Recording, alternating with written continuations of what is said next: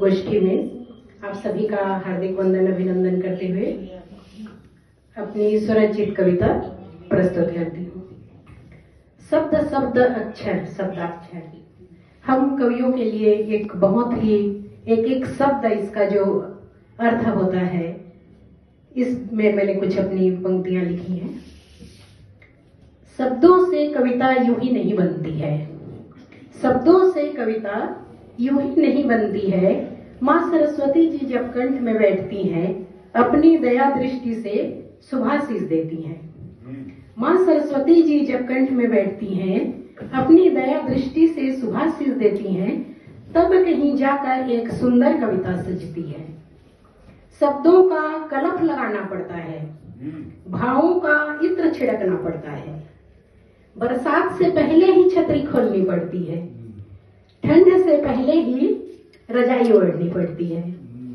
भोर से पहले आसमान में लालिमा नजर आती है, भोर होने से पहले ही कवि की कल्पना में आसमान में लालिमा नजर आती है। खिलने से पहले टेसू की रंगत, खिलने से पहले टेसू की रंगत आंखों में समा जाती है। पतझड़ से पहले ही झड़ना होता है, गर्मी से पहले ही पिघलना होता है।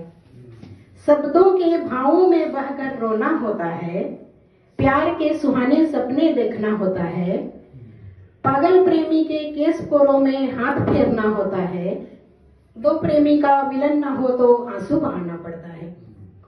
सृष्टि की अद्भुत अनोखी अनुपम सुषमा को बंद आंखों से महसूस करना पड़ता है। लेखनी से बेवफाई कभी कर नहीं सकती, क्योंकि कलम से मेरा गहरा रिश्ता है।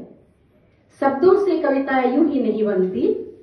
माँ सरस्वती जी जब कंठ में बैठती हैं, अपनी दया दृष्टि से शुभाशीष देती हैं, तब कहीं जाकर एक सुंदर कविता सजती है, तब कहीं जाकर एक सुंदर कविता सजती है।